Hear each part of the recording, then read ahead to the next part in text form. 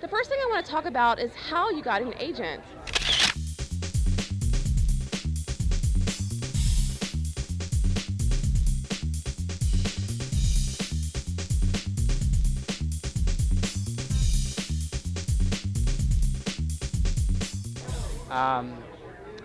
Well, I got an agent originally when I was a writing fellow at Stanford, and I was lucky enough to be one of those young would-be writers who got into one of those sort of, elite programs.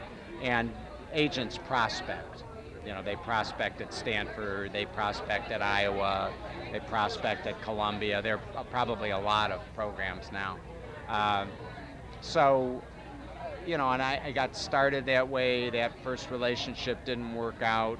I ended up having an agent swap with a friend of mine because his then agent didn't like his novel and my then agent didn't like my novel, and so we agreed, well, you show yours, I'll show mine to yours and you show yours to mine, and we ended up changing agents that way. Oh, wow. And then eventually my current agent I met when she was the editorial assistant on 1L, the first book I published. And I always tell this story on myself that, I was young and naive, and I didn't understand when somebody was called an editorial assistant that was, publishing lingo for secretary. And I thought she was literally the assistant editor.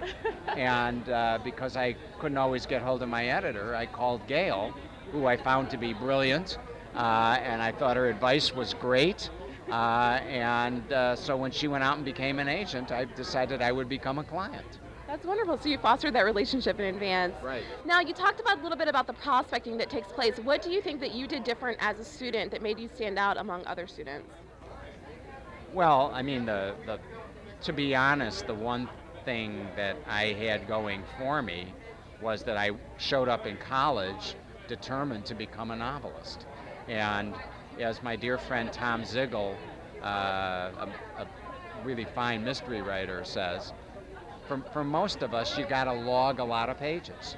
You have to write and write and write and write, because no matter what you think, writing is like every other art. You have to practice it. And so by the time I finished college, I had logged a lot of pages. I had started to publish, short stories and little magazines. But the leg up I had was knowing what I wanted to do and trying to do it. And the last question I want to ask you has to do with setbacks. And so in your career, is the opportunity for it to have a lot of setbacks. So can you tell me about one experience you've had where maybe it was a rejection story or a setback story, and how you got over it, and what advice you would have for someone else?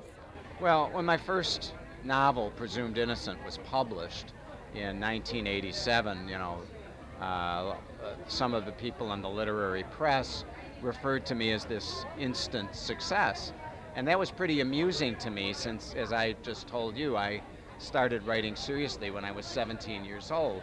And I could have papered an apartment with the rejection slips that I had. Indeed, for many years I was published by Farrar, Straus and Giroux, and my beloved friend and editor there was Jonathan Galassi. And one of the proudest possessions I have is the rejection letter that Jonathan sent me in 1974 while I was at Stanford, refusing to publish my novel. I was rejected by virtually everybody, and it's one of the reasons that I take certain satisfaction in my career.